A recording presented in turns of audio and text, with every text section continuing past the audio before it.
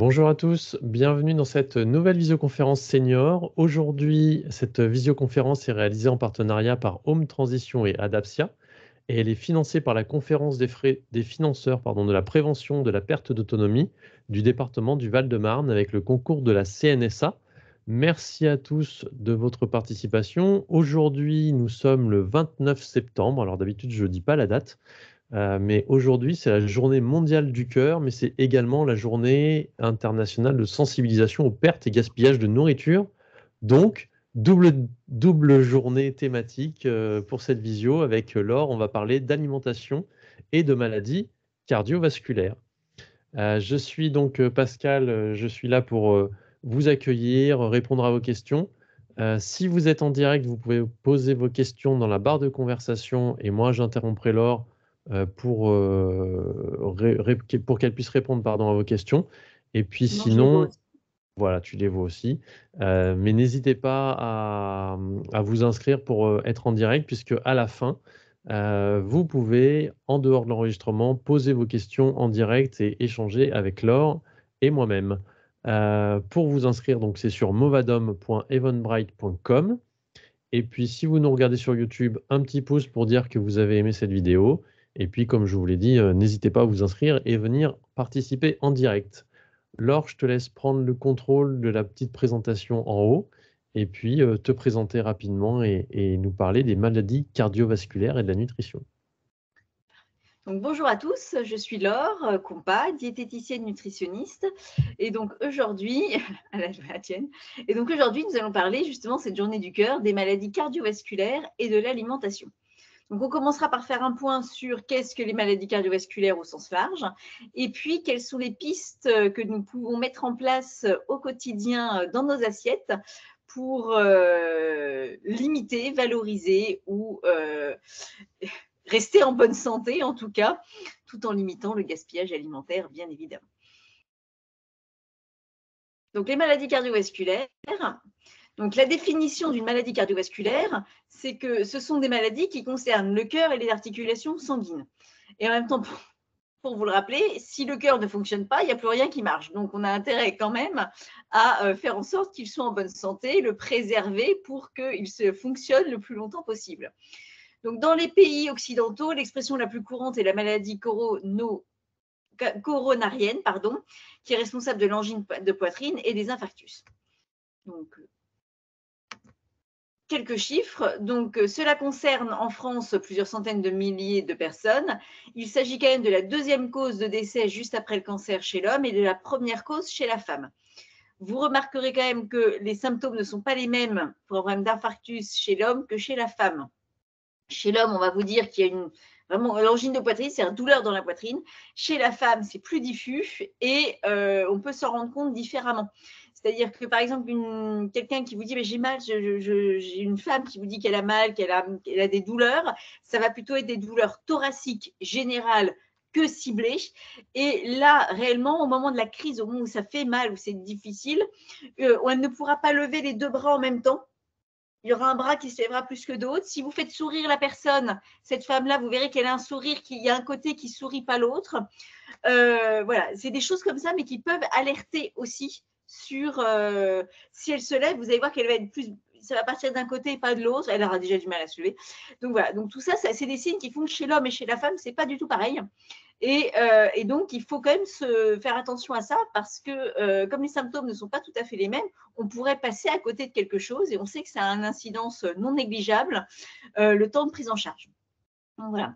En Europe, ces maladies coronariennes sont responsables d'un peu moins de la moitié des décès. Donc, pour les personnes avant 75 ans. Donc, ce n'est pas négligeable. Il faut vraiment faire attention à ça. Il faut surveiller sa santé. Le taux de décès en phase aiguë de l'infarctus s'est amélioré, heureusement, mais on voit quand même que les chiffres datent d'entre 1995 et 2010. Et donc, il faut vraiment faire attention à la prise en charge rapide des premiers symptômes. Et on recense 40 000 à 50 000 décès par morte subite chez l'adulte chaque année. Et donc, les maladies coronariennes tuent 150 000 personnes par an, et ça, c'était en 2017. Et donc, c'est la première cause de mortalité du pays en fonction des années. Donc, vraiment, il faut faire attention à ça. Concrètement, qu'est-ce qui se passe? Notre cœur, c'est la pompe de notre organisme. C'est ce qui fait que notre organisme, nos organes sont en bonne santé. Le cœur, c'est une pompe. C'est-à-dire qu'à un moment donné, il y a un effet mécanique qui fait qu'on va pomper. Donc, on va envoyer du sang dans les différents organes de notre organisme. Et une fois que c'est dans le sang, c'est dans les organes, ça va récupérer tout ce dont nous n'avons pas besoin. Donc, à la fois, ça apporte plein de bonnes choses et en même temps, ça récupère tous les déchets d'autres choses.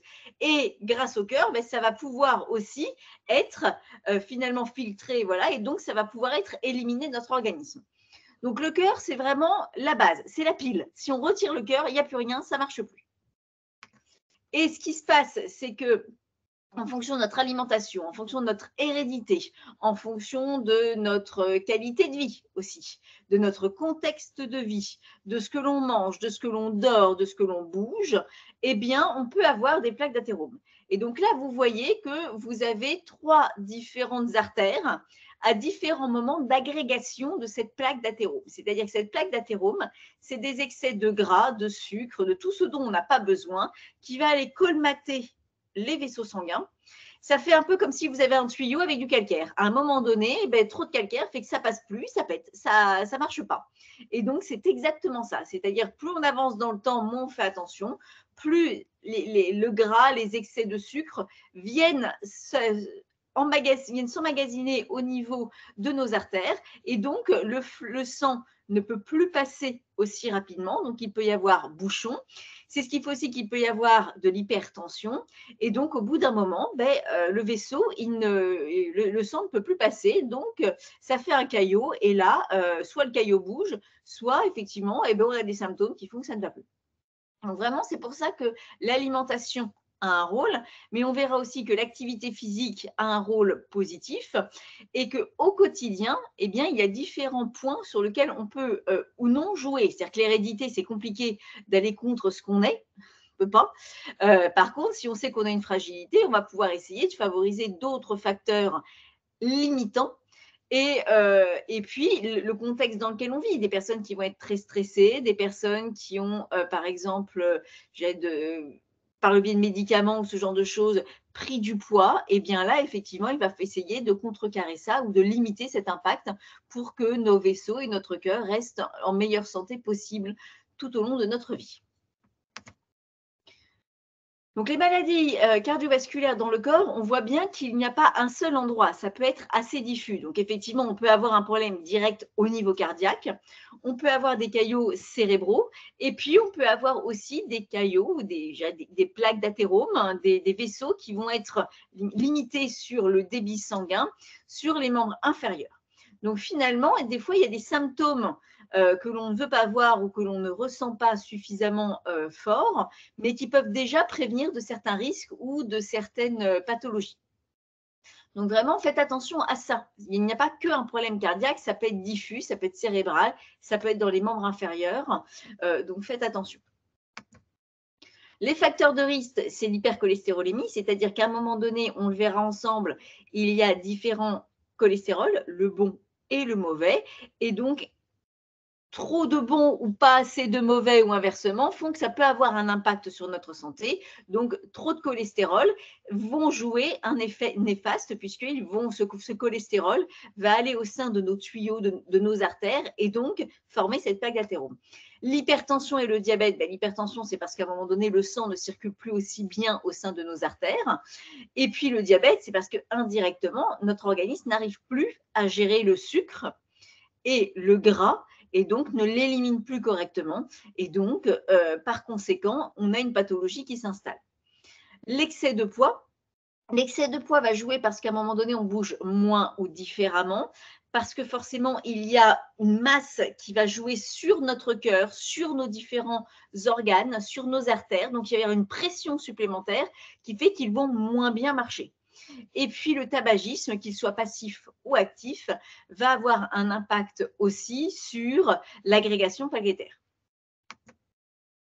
L'hypercholestérolémie, qu'est-ce que c'est? L'hypercholestérolémie, c'est un excès de cholestérol dans nos artères, dans notre sang, et à un moment donné, notre organisme n'arrive plus à l'éliminer.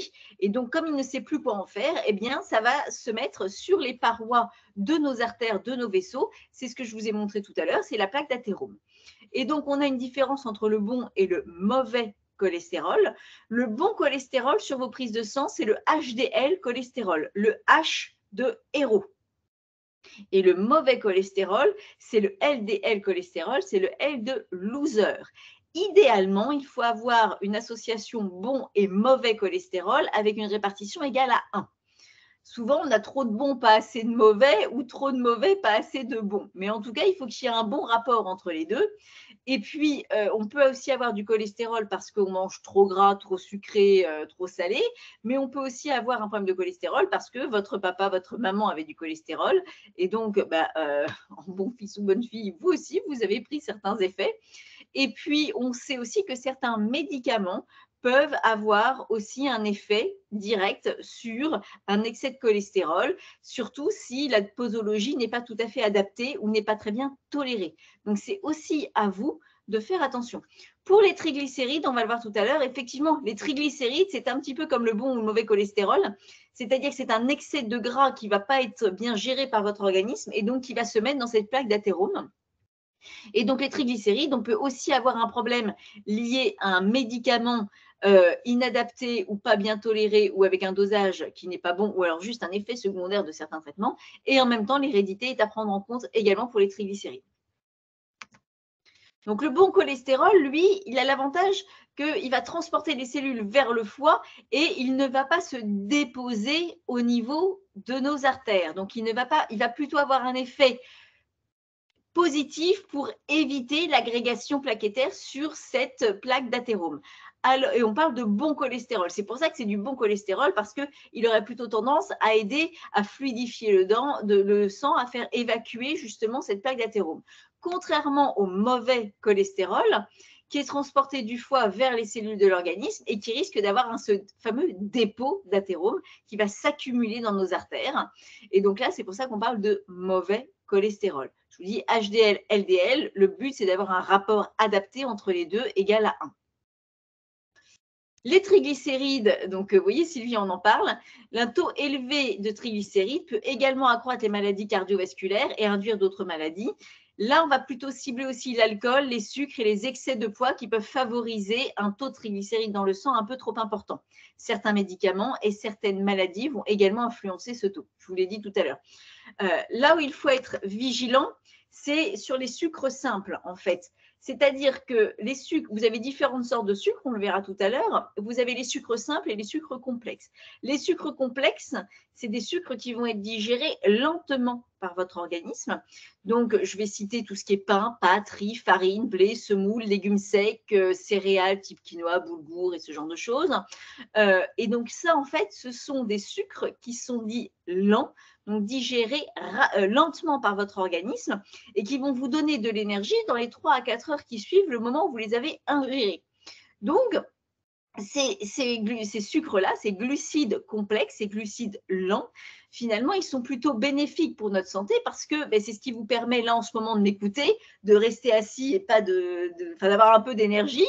C'est ce qui vous permet de bouger et, voilà, et d'avoir une sensation de rassasiement, jusqu'au goûter, voire jusqu'au repas du soir. Contrairement aux sucres simples, qui sont les sucres le sucre qu'on va mettre dans notre café, le sucre qu'on va ajouter pour certaines pâtisseries, certains gâteaux, mais aussi qu'on peut trouver dans un bon nombre de plats dits ultra transformés, c'est-à-dire qui ne sont pas fabriqués maison, qui sont faits de façon industrielle pour rehausser le goût. Et en même temps, le fructose, qui est un sucre du fruit, qui est un bon sucre, mais qui va être digéré rapidement par votre organisme. C'est également un sucre simple.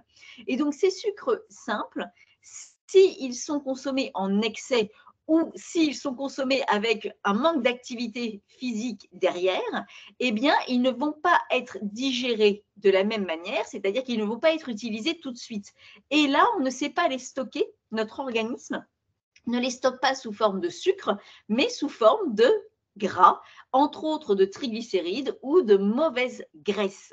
C'est pour ça que quand on a une personne qui est diabétique ou des personnes qui ont des problèmes cardiovasculaires, on va leur demander d'être vigilants sur le type de matière grasse à consommer, le type d'aliments à consommer en fonction de s'ils sont plus ou moins riches en matière grasse, mais également d'avoir une vigilance sur tout ce qui est sucre simple ou excès de sucre complexe. Voilà. Donc faites aussi attention à ça. Et donc c'est là où on voit que finalement notre organisme est à la fois bien fait, mais en même temps, le revers de la médaille, c'est que il n'y a pas qu'un seul facteur qui peut jouer sur les maladies cardiovasculaires au niveau alimentaire, mais plein d'autres. Et donc ça, il faut le prendre en compte. Et on parle d'alcool parce que l'alcool, c'est du sucre indirectement. Et donc, c'est pareil, en excès, ça ne va pas être stocké sous forme de sucre, mais ça va être stocké sous forme de mauvaise graisse. Donc, l'hypertension, c'est aussi un des facteurs. Donc, l'hypertension artérielle se définit par une élévation trop importante de la pression dans les artères, mais parce qu'on manque de place. Et si elle persiste dans le temps, ça peut être une maladie chronique et c'est vraiment la maladie la plus fréquente dans le monde. Donc, voilà. Et ce n'est pas parce qu'on a un traitement qu'il ne faut plus faire attention à ce qu'on mange. Parce qu'à un moment donné, le traitement, il ne fait pas tout.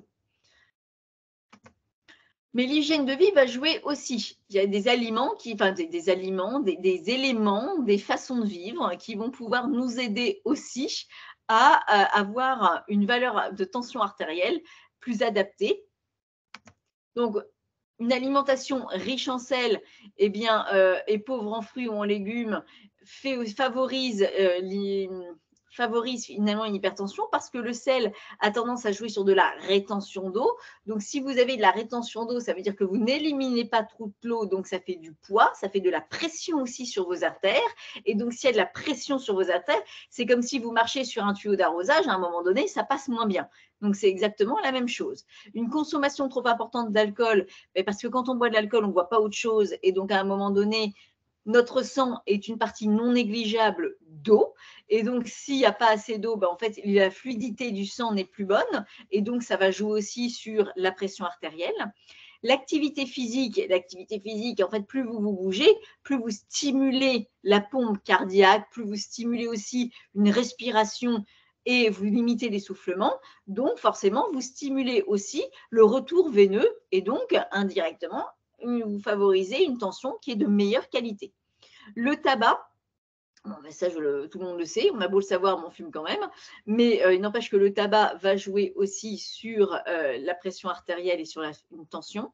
Le surpoids et l'obésité, parce que comme je vous le disais tout à l'heure, l'excès va jouer sur la capillarité et sur la pression que l'on va exercer sur nos vaisseaux indirects. Et puis le bon et le mauvais cholestérol et le stress. Le stress, on n'est pas tous égaux face au stress. Il y a des gens pour qui ça va les faire manger, d'autres, ça va leur couper l'appétit. Vous avez également le stress qui peut avoir un impact sur le fait que vous mettez la pression et donc indirectement, votre organisme se met aussi la pression et donc ça va jouer.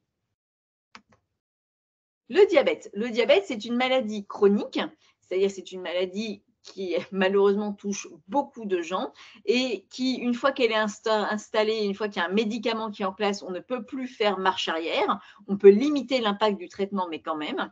Et en fait, ça survient parce que notre pancréas ne produit pas assez ou pas d'insuline. Et donc, notre organisme n'est plus capable de finalement stocker le sucre ou de faire les modifications pour que l'on puisse éliminer ce sucre. Et donc, c'est ce qui fait qu'on va avoir une glycémie, donc un taux de sucre dans le sang trop important. Il y a différents diabètes. Il y a le diabète de type 1, c'est-à-dire que vous naissez avec un pancréas qui ne joue pas son rôle ou pas assez, et donc vous ne savez pas produire des enzymes qui vont contrecarrer le sucre pour les aider à digérer. Ou alors un diabète de type 2 qui peut arriver plutôt dans l'âge de 35, 40, 50 ans, où là, finalement, c'est soit parce que vous aviez une hérédité et donc à un moment donné, votre organisme fait que le pancréas ne donne plus autant et donc n'arrive plus à contrecarrer l'excès de sucre ou à digérer ce sucre en règle générale, soit parce qu'il y a eu un choc émotionnel, ou alors il y a finalement un état de santé qui n'est pas bon et donc qui fait que le pancréas va être fatigué, va être fatigable et donc ne va plus pouvoir contrecarrer cette glycémie. Donc, la différence entre le diabète de type 1 et le diabète de type 2, c'est qu'il y en a un, finalement, on est avec, et l'autre, c'est un effet secondaire de différentes choses qui peut arriver à ce que notre organisme soit fragilisé, que notre pancréas ne joue plus le jeu, soit en tout ou partie, soit sur une partie. Vous avez juste des gens pour qui le pancréas marche moins bien et donc on va donner un traitement pour stimuler ce qui reste, pour aider le pancréas à ne pas trop se fatiguer, et vous avez des personnes pour qui le pancréas ne marche plus du tout. Donc l'excès de poids va jouer aussi, comme je vous le disais, l'excès de poids, finalement, c'est un excès de masse graisseuse, mais ça peut être aussi lié à de l'eau, puisque 1 litre d'eau stockée, c'est 1 kilo sur la balance. Et donc, cet excès va jouer sur le fait que votre organisme ne va plus avoir un retour veineux aussi facile. Donc, vous allez avoir de l'essoufflement, vous allez avoir des douleurs, vous allez avoir finalement un organisme qui va être fragilisé et plus fatigable. L'IMC, c'est votre poids en kilos sur votre taille en mètres au carré. On vous donne à peu près là les références de l'IMC. Entre 18,5 et 25, c'est normal. Au-dessus de 25, c'est surpoids. Et au-dessus de 30, c'est de l'obésité. J'attire votre attention sur le fait que dans l'indice de masse corporelle et dans votre poids corporel, on ne fait pas de différence si votre poids est lié à un excès de gras, un excès d'eau ou un excès de muscle. Vous avez des gens, là en ce moment, on a la Coupe du Monde de rugby. Tous ces grands gaillards sont certes des grands gabarits, ont certes un peu de gras, mais ils ont aussi pas mal de muscles. Et donc, je pense qu'ils ont des IMC qui sont en surpoids, voire obésité, et c'est pas pour ça qu'ils sont en mauvaise santé. On est d'accord. Donc, attention aussi à cet indice de masse corporelle où on a tendance à vouloir vous faire rentrer dans une case. On ne prend pas en compte si vous êtes musclé ou pas, puisque le muscle a un certain poids, si vous faites de la rétention d'eau ou pas. D'ailleurs, on le voit concrètement sur des grossesses. Vous avez des femmes qui vont prendre 20 kilos et qui finalement, à la sortie de la maternité, elles ont, il n'y a plus rien parce que c'était que de la flotte, c'était de l'œdème, c'était de la rétention d'eau. On le voit aussi en été, là, on a eu la chance d'avoir des moments où il a fait très très chaud, où effectivement, on a accentué un œdème ou une rétention d'eau qui fait que forcément, vous ne savez plus mettre votre bague, vous ne savez plus mettre une montre, vous avez mal, ça vous fait mal. Une fois que l'eau est repartie, eh bien, vous avez éliminé cette eau-là, vous allez nettement mieux. Et certains traitements peuvent aussi jouer sur la rétention d'eau. Et donc, l'âge aussi, merci Pierre, c'est-à-dire qu'à un moment donné, l'âge, là, on part du principe que l'IMC que je vous présente sous les yeux, c'est l'IMC valable, je dirais, pour les gens qui ont entre 20 et 35 ans. À 60 ans, votre IMC, il ne doit pas être dans les mêmes normes qu'à 20 ans ou à 25 ans, et heureusement. Donc ça, c'est à prendre en compte aussi. Donc voilà. Donc l'IMC vous permet quand même de savoir où vous en êtes, mais c'est à prendre avec des pincettes parce que ça ne mesure pas, en gros, votre capacité musculaire, ça ne prend pas en compte votre âge, et donc il faut aussi avoir un esprit critique vis-à-vis de tout ça. Et qu'on se connaît. Je veux dire, vous avez des gens qui ont toujours été en sous-poids et c'est leur morphologie et ça a toujours été comme ça. Et vous en avez d'autres, ils ont toujours eu des rondeurs, mais parce qu'effectivement, il y a une hérédité à avoir des rondeurs, parce qu'ils tiennent debout, quoi, morphologiquement parlant, ils ont aussi une carrure, une capacité qui fait qu'ils ont toujours été comme ça. On se connaît. Donc, il faut aussi appréhender son juste poids et savoir si on est en bonne santé ou pas bonne santé. Vous avez des gens qui ont 10 kilos de trop et qui ont des analyses de sang parfaites, et vous en avez qui sont pile poil dans les clous, et c'est pas pour ça qu'ils ont des analyses de sang qui sont pile poil. Donc, prenons ça en compte aussi. Donc, l'action nutritionnelle au quotidien, c'est-à-dire qu'au quotidien, on peut aider aussi notre organisme à être en bonne santé, à maintenir son juste poids et à faire en sorte qu'on limite les impacts cholestérol, triglycérides, sucre, pour maintenir un état de santé général correct et maintenir, je dirais, un flux sanguin corporel adapté par rapport à notre tranche d'âge et par rapport aux activités physiques que l'on va faire également.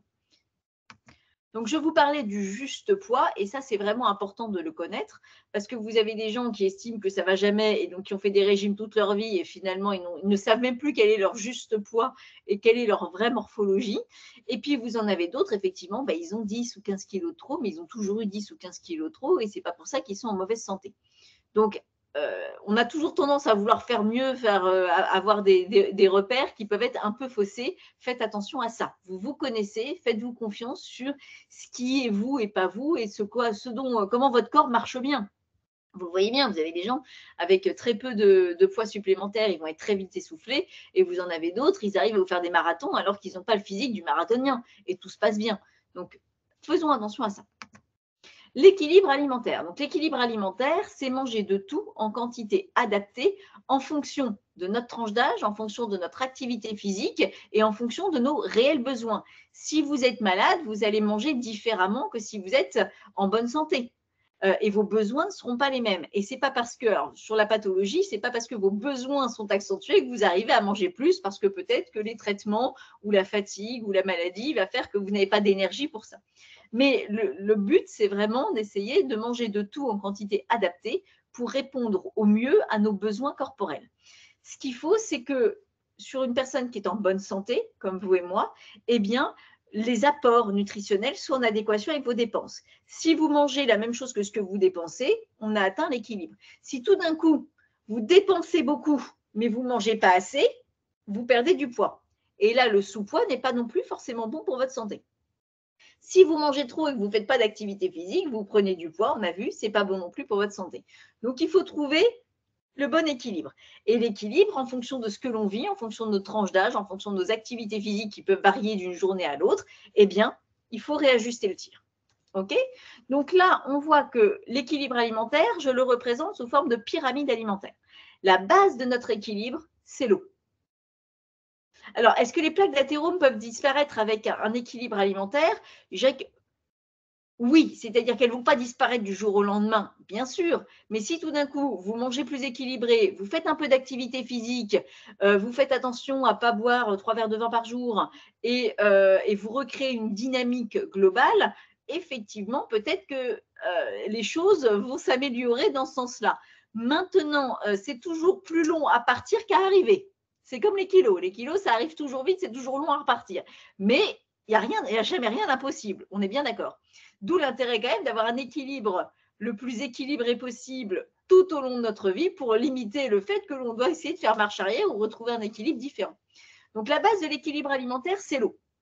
C'est l'eau, c'est les boissons, c'est ce que nous buvons. C'est-à-dire que nous sommes faits entre 70 et 80% d'eau. C'est ce qui fait aussi que notre sang a une certaine fluidité. Et donc, pour être en bonne santé, nous avons besoin de boire. La première cause de fatigue, c'est la déshydratation.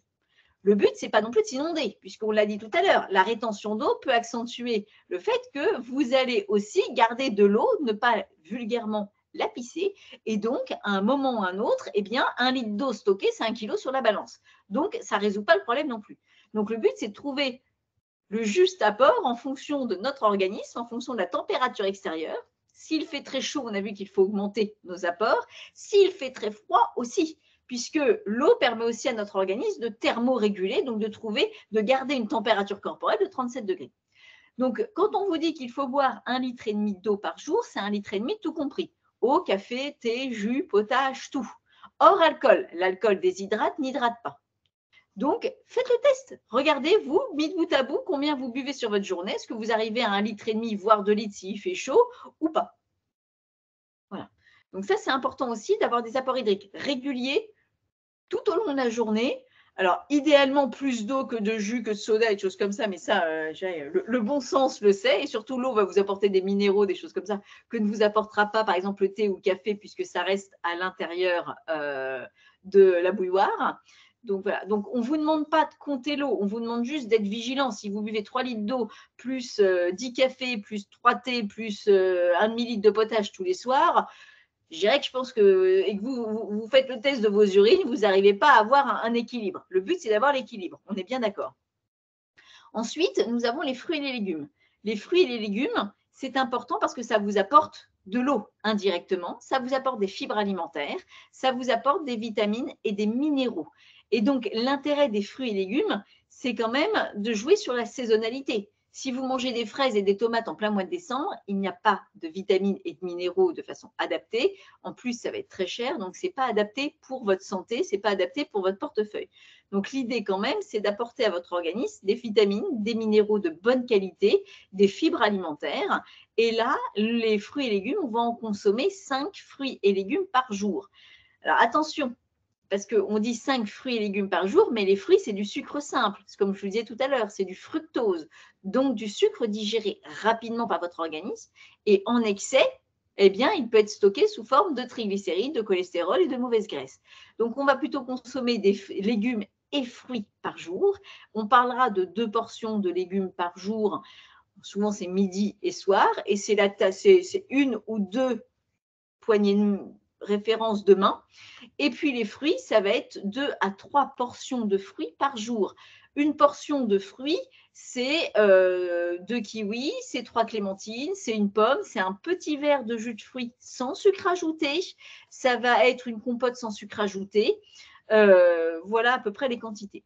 Faites quand même attention à l'indice glycémique des fruits et des légumes, alors plutôt des fruits, parce qu'une pomme que vous allez croquer et que vous allez mastiquer sera beaucoup plus lente à digérer. Le sucre va mettre plus de temps à arriver au niveau sanguin que si c'est un jus de fruits qui va être avalé tout de suite.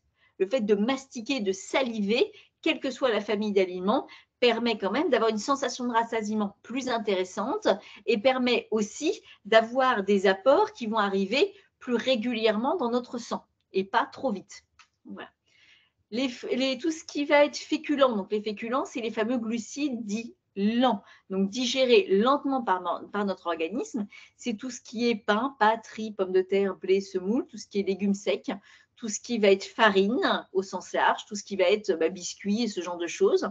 Donc cette famille-là, elle est importante pour notre organisme parce qu'elle va vous apporter de l'énergie disponible longtemps après avoir consommé l'aliment. Elle vous permet aussi d'avoir des fibres alimentaires. Et là, on va en consommer à chaque repas en quantité adaptée en fonction de votre dépense énergétique. C'est-à-dire que si cet après-midi, vous êtes en train de nous écouter avec Pascal et qu'il ne fait pas très beau, que vous n'allez pas sortir dehors et faire d'activité physique ou aller marcher, eh bien, vous n'avez pas besoin de faire la plâtrée de pâtes. Par contre, si cet après-midi, il y a une rando de 12 km en forêt avec du dénivelé, effectivement, la plâtrée de pâtes est intéressante. Voilà. Donc ça prend en compte, mais il en faut à chaque repas en quantité adaptée en fonction de notre dépense énergétique et en fonction de notre faim aussi.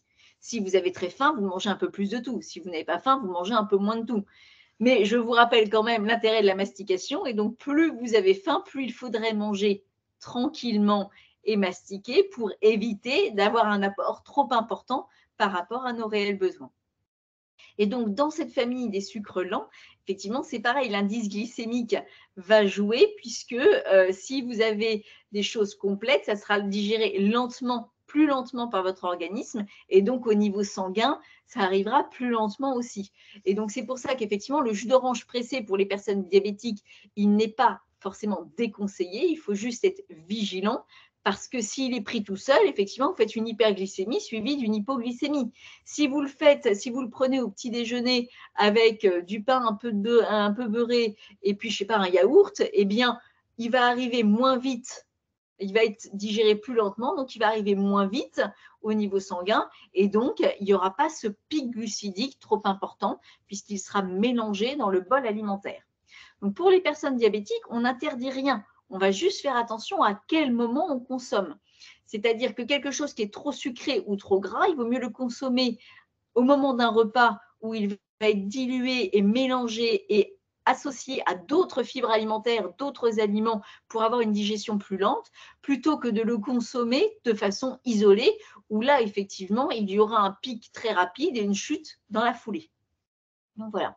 Et c'est pour ça que dans chaque repas, il faut bien avoir et des glucides complexes, la famille des féculents, et les légumes, pour que justement ce maillage de fibres alimentaires vous permette à la fois d'avoir une sensation de rassasiement plus intéressante et en même temps d'absorber tout ce dont vous n'avez pas besoin. Si vous mangez que des haricots verts avec un steak, dans l'heure qui suit ou dans l'heure et demie, vous avez faim.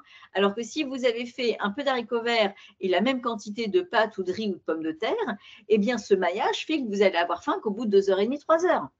Et ça joue aussi sur tout ce qu'on va manger, tout ce qu'on va grignoter ou tout ce qu'on ne mangera pas et on ne grignotera pas, justement. Donc, faites attention à ça. Ensuite, vous avez la famille des protéines au sens large. Donc, les protéines, elles peuvent être animales ou végétales. Pour les protéines animales, ça va être tout ce qui est viande, volaille, poisson, œufs, abats, produits de la mer et aussi les produits laitiers qui vont vous apporter pour les viandes, poissons, œufs, tout ce qui va être fer et iode et pour les produits laitiers, du calcium. Et donc, ces protéines, elles sont intéressantes parce qu'elles vont vous permettre de capitaliser votre capacité musculaire, donc tenir debout, Et on a bien vu qu'il faut faire de l'activité physique, il faut se bouger pour être en bonne santé. Si vous n'avez pas de muscles, eh bien, vous ne vous bougez pas. Et que les muscles sont si on est immobilisé ou si on est quelques jours alité pour X ou Y raison, eh bien finalement, on se rend bien compte qu'on perd très vite de la capacité musculaire. Et ça, c'est vrai aussi en vieillissant. Donc, on en a besoin de ces protéines. Et c'est aussi ce qui donne une sensation de rassasiement. Ça coupe la faim. Donc, ça, c'est important aussi. Donc, tout ce qui est viande, poisson, œufs, abats, produits de la mer, crustacés, nous allons consommer à un ou aux 2 repas en fonction des quantités. Le but, ce n'est pas non plus d'avoir 300 grammes de viande rouge à chaque repas, c'est de varier le type de viande et de poisson que vous allez consommer. Et quand on parle de viande, poisson ou œufs cuisinés, on parle de la paume de la main en quantité, en portion idéalement. Mais ça peut être aussi une tranche de jambon, 2 œufs durs, un filet de maquereau ou ce genre de choses. Ce n'est pas forcément de la viande cuisinée mijotée. Et tout ce qui va, et donc on va en consommer à un ou aux 2 repas en fonction de la quantité. Ensuite, vous avez les produits laitiers qui vont vous apporter à la fois des protéines et du calcium. Et le calcium, on sait que c'est important pour avoir un squelette qui se maintient en bonne santé. Et donc, ces protéines au niveau laitier, c'est pareil, ça va servir à potentialiser votre capacité musculaire. Et là, au niveau de la fréquence, on va dire 2 à 3 portions de produits laitiers par jour. Quand je parle de portions, c'est un yaourt, c'est un petit verre de lait, c'est 30 grammes de fromage, une portion individuelle de fromage. Et moi qui suis en Normandie, je peux vous assurer que ce n'est pas la moitié du camembert, même s'il est bon et qu'on aimerait bien. Voilà. Donc ça, c'est important. Ensuite, vous avez les protéines d'origine végétale. C'est pour les personnes qui ne consomment pas du tout ou pas suffisamment de viande, poisson ou œufs, abats, produits de la mer et ou de produits laitiers en fonction de leur sensation de rassasiement, de leur goût, en fonction aussi de leur conviction. Auquel cas, il convient d'ajouter, en plus des féculents, une autre source de cette famille-là pour que la complémentarité des acides aminés essentiels contenus dans les protéines végétales qui ne sont pas au même nombre que les viandes, poissons ou œufs, voilà, eh bien, on va associer ces 2 sources de féculents pour pouvoir avoir une valeur protéique végétale similaire à celle d'un œuf. L'œuf, c'est 9 acides aminés essentiels et dans la famille des féculents, vous n'en avez que 7 ou 8 en fonction des types de féculents que vous consommez, d'où l'intérêt de les associer. Donc voilà. Le beurre, c'est le gras. Alors effectivement, beurre ou crème dépendent indirectement des produits laitiers, mais il n'y a pas de calcium et il n'y a pas de protéines ou pas suffisamment de protéines pour que ce soit considéré comme une source de protéines intéressante. Ou alors, il faudrait se manger le kilo de crème fraîche et là, vous auriez d'autres problèmes. Donc voilà. Et donc, effectivement, vous voyez au-dessus, en parlant du beurre, de la crème fraîche, qu'il y a au-dessus, du haut de la pyramide, mais qui n'est pas essentiel, qui est essentiel parce que c'est quand même situé dans la pyramide, mais plutôt dans le haut de la pyramide, c'est-à-dire à consommer avec modération, tout ce qui est matière grasse dite ajoutée. Je dis matière grasse ajoutée parce que dans la famille des viandes, poissons ou œufs et des produits laitiers, il y a également des matières grasses. Et là, ces matières grasses, en fonction du type de viande, poisson ou œuf ou du type de produit laitier ou de fromage que vous consommez, on remarque quand même que la quantité de matières grasses peut être plus ou moins importante. C'est pour ça qu'on a des viandes et des poissons maigres et des viandes et des poissons gras. Il est intéressant quand même de varier les sources de viande et de poissons que vous consommez.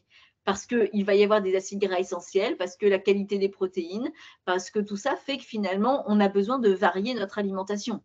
Si on mange toujours pareil, c'est un peu dommage. Voilà. Et finalement, le gaspillage alimentaire, comme disait Pascal tout à l'heure, si on mange toujours la même chose, à un moment donné, soit il faut en manger plus, soit à un moment donné, ça n'a plus le même goût et auquel cas, on n'a plus envie de manger. Il faut vraiment varier pour essayer de stimuler nos goûts et nos envies, la notion de plaisir, et donc de varier aussi sur des quantités qui soient raisonnables. Et pour les produits laitiers, effectivement, c'est pareil, d'un produit laitier à l'autre, la quantité de matière grasse peut varier. Par contre, la relation calcium, matière grasse n'a rien à voir. Donc, ce n'est pas parce que vous avez un yaourt écrémé ou semi ou demi-écrémé que la quantité de calcium est moindre ou nulle. Non, ça n'a pas de relation avec la quantité de matière grasse ou avec la quantité de protéines. C'est un parmesan va avoir beaucoup plus de calcium qu'un fromage frais égoutté, par exemple. Voilà, c'est plutôt en relation avec ça. Voilà. Et donc, les matières grasses ajoutées, donc l'huile, le beurre, la margarine, la crème fraîche, sont intéressants pour notre organisme et font partie de cette pyramide alimentaire parce qu'elles vont vous apporter des acides gras essentiels et des bons acides gras. ce qui se passe en fait, c'est que notre organisme, eh bien, pour renouveler nos cellules, il a besoin d'avoir des acides gras. C'est le gras qui a du goût, comme disait Coluche, qui fait aussi que l'on va avoir le plaisir de manger, mais qui fait aussi que notre organisme va pouvoir renouveler nos cellules et rester en bonne santé. Et en vieillissant, on sait que les cellules ont besoin de plus de temps pour se renouveler que quand on a 20 ans ou 25 ans. Donc, ce qui est sûr, c'est qu'il faut varier les différentes matières grasses que vous consommez en fonction de la saisonnalité et en fonction de vos goûts. Les huiles, c'est 100% de matière grasse. Et donc, quelle que soit l'huile, de toute façon, que ce soit l'huile de noix, de tournesol, d'olive, elles sont toutes caloriques de la même manière. Par contre, elles ne vont pas vous apporter les mêmes acides gras essentiels, d'où l'intérêt de varier les huiles que vous allez consommer. Là, on arrive dans la période automnale, tout ce qui va être les salades d'endives, de mâche, peut-être qu'on peut mettre de l'huile de noix, de l'huile de colza, plutôt que de l'huile d'olive, alors que l'huile d'olive cet été avec une tomate mozza, ça se prêtait très très bien. Donc, essayez de varier les huiles que vous consommez. De plus, la différence entre le beurre et la margarine, c'est que la margarine est une matière grasse d'origine végétale, donc ne contient pas de cholestérol, alors que le beurre contient du cholestérol parce que c'est une matière grasse d'origine animale. Et elles sont toutes les deux à 82% de matière grasse sur des produits normaux. Alors que si vous avez des produits allégés, faites quand même attention, c'est-à-dire qu'il y a moins de matière grasse, il va y avoir plus d'eau et des fois la qualité des acides gras qui les composent peuvent être hydrogénés et là ou non hydrogénés. Et là, tout d'un coup, ça peut avoir aussi un effet. Et puis, la crème fraîche, c'est 30% de matière grasse sur la totalité du produit, qu'elle soit épaisse, semi-épaisse ou entière. Ce qu'il faut prendre en compte aussi, c'est que les matières grasses vous apportent des vitamines A, D, E, K, qui sont des vitamines que l'on ne trouve que dans les matières grasses et qu'on ne fabrique pas.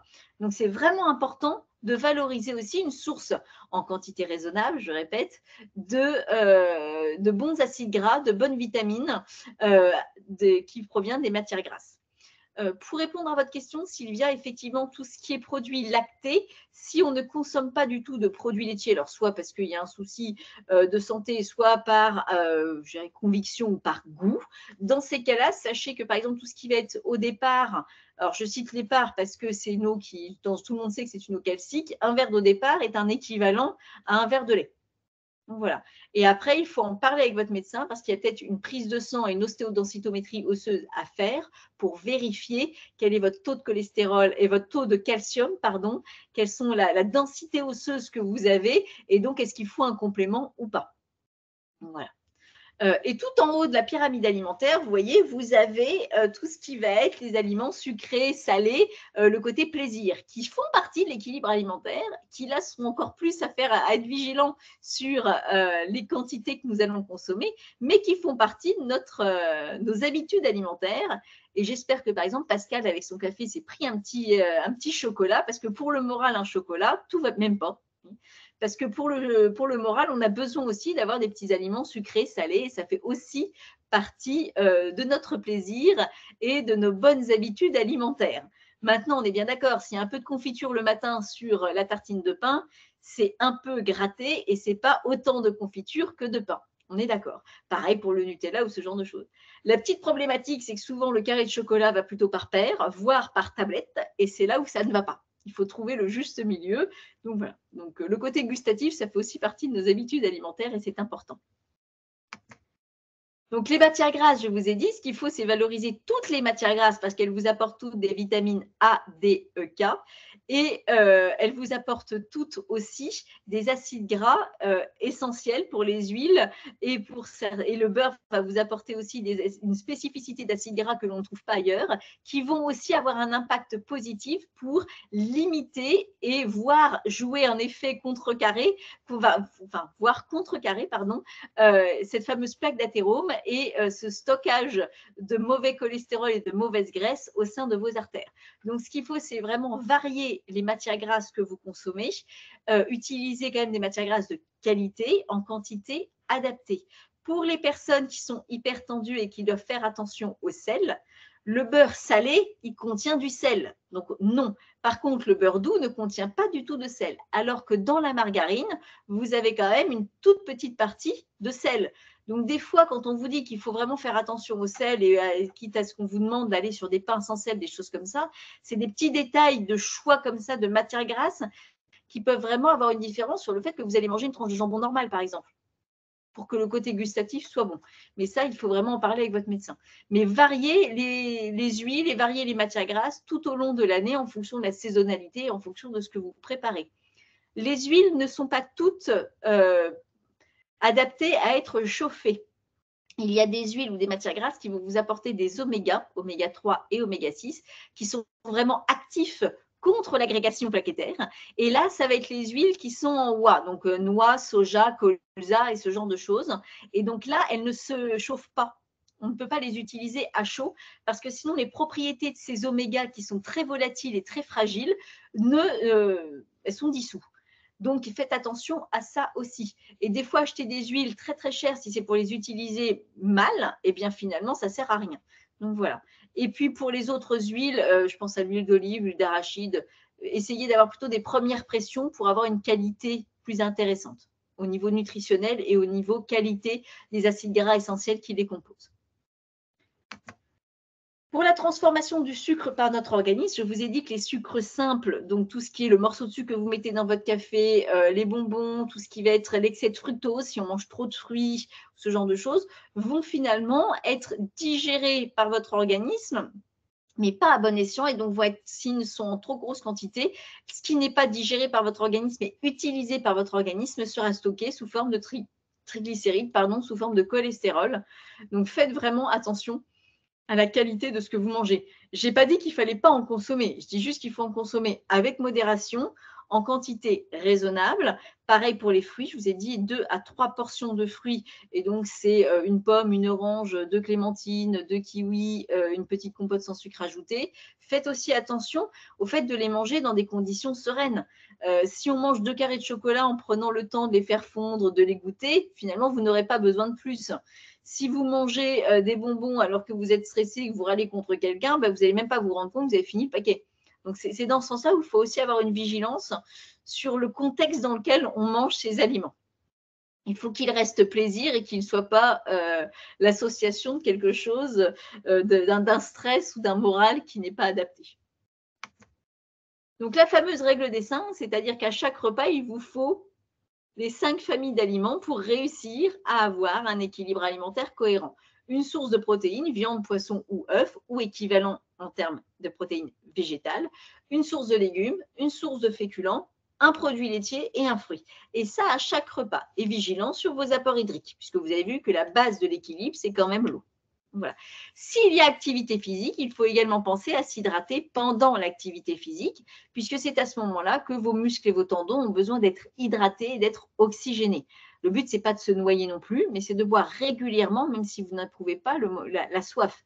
Parce que si vous buvez en rentrant d'une activité physique, un grand verre d'eau, dans les 5 minutes d'être aux toilettes, ça veut dire que ça n'a fait que passer, ça n'a pas été optimisé et utilisé par votre organisme. Donc ça, c'est vraiment important. L'activité physique, on ne le répétera jamais assez, l'activité physique fait partie de notre hygiène de vie et de nos besoins, tout simplement parce qu'il permet de dépenser de l'énergie, qui permet aussi à la tête, au moral, d'aller bien. Le fait de sortir marcher une demi-heure et de bien respirer pendant que vous êtes parti une demi-heure, eh bien tout d'un coup, si on a des problèmes, des choses comme ça, on arrive à les voir autrement, on arrive à s'oxygéner, voilà, le nez au vent, ça fait du bien. Quand on vous parle d'activité physique, on ne vous demande pas forcément de faire le marathon de New York. Marcher, aller faire le tour du pâté de maison, c'est déjà de l'activité physique. Un peu de vélo d'appartement ou un peu de vélo, c'est de l'activité physique. Aller chercher son pain à pied ou en vélo plutôt qu'en voiture, c'est de l'activité physique. Si vous ne pratiquez pas régulièrement d'activité physique et que vous décidez de vous y mettre, il vaut mieux s'y mettre un petit peu tous les jours plutôt qu'une grosse fois. Si vous partez faire 10 ou 12 km de rando alors que ça fait des années que vous n'avez pas marché ou chaussé les baskets, vous allez avoir mal partout, vous allez être essoufflé, vous allez avoir des courbatures, donc vous ne risquez pas d'y retourner. Alors que reprendre un rythme en disant je vais marcher 10 minutes, un quart d'heure tous les jours, puis au fur et à mesure, peut-être que des 10 minutes, un quart d'heure, on va passer à une demi-heure, peut-être qu'on passera à 40 minutes tous les 2 jours, mais la dynamique, l'essoufflement, le cœur, les poumons vont se remettre en route pour pouvoir relancer une dynamique positive. Donc, le jardinage, effectivement, c'est une source d'activité. Le ménage, c'est une source d'activité. Faire les carreaux, vous montez, vous descendez, c'est une source d'activité physique. Donc, boire avant, oui, mais boire aussi pendant. Et si vous allez marcher une demi-heure, pensez quand même à vous hydrater pendant l'activité physique. Et pour ceux qui ont un chien, ça fera du bien aussi au chien. Voilà. Mais c'est vrai que trouver une activité physique, il faut qu'elle nous plaise, il faut qu'elle soit réaliste dans le temps, dans les horaires. Et si on va à la salle de sport parce que la copine va à la salle de sport mais que ça ne nous plaît pas vraiment, le jour où la copine ne vient pas, nous n'y allons pas. Donc voilà, il faut vraiment trouver quelque chose qui soit adapté. Et je vous dis, ce n'est pas forcément quelque chose qui vous met en transpiration ou avec un cardio qui tout de suite est lancé à 220. Non, ce qu'il faut, c'est trouver le juste milieu entre ce que vous êtes physiquement capable de faire, ce vers quoi vous tendez, et il vaut mieux un petit peu régulièrement plutôt qu'une grosse fois. Je suis à votre disposition pour vous poser des questions. Merci beaucoup Laure. On va clôturer cette visioconférence avant les questions. Je vous demanderai de remplir notre questionnaire de satisfaction pour que l'on puisse faire un retour à nos financeurs. Donc vous avez le lien actuellement sur votre écran et vous avez également le lien dans la barre de conversation. Alors ça va vous ouvrir une nouvelle fenêtre et vous pourrez le remplir, juste après ou pendant que je finisse de vous parler. Vous avez la diapo avec, nos autres projets, donc la chaîne YouTube de Movadom où vous pouvez accéder à tous nos replays, de ces 3 dernières saisons et celui-ci d'aujourd'hui sera disponible dès cette fin d'après-midi, je pense, si ça se passe bien. Pour vous inscrire, c'est sur movadom.eventbrite.com et puis sur le site movadom.com, vous pouvez toujours télécharger le livre audio et les podcasts sur le déménagement des seniors qui sont tous les 2 gratuits. Les podcasts, ça dure quelques petites minutes et le livre audio, ça dure 2 fois 30 minutes, je crois, et vous pouvez l'écouter en plusieurs morceaux et quand vous voulez. Encore merci à la conférence des financeurs de la prévention de la perte d'autonomie du Val-de-Marne et à la CNSA. Si vous avez la moindre question, un mail à contact@movadom.com et Gwendoline ou moi-même, nous vous répondrons. Notre prochaine visioconférence, ce sera une petite séance sportive, sportif calme, ce sera yoga. C'est mercredi prochain à 10 heures. Donc, si vous nous rejoignez, n'hésitez pas à prendre une petite bouteille d'eau, des petits coussins, des petites serviettes pour s'éponger, voilà, des petits coussins pour certaines positions pour éviter d'avoir à trop se pencher, trop forcer. Et merci beaucoup, Laure, et à tout de suite. À tout de suite.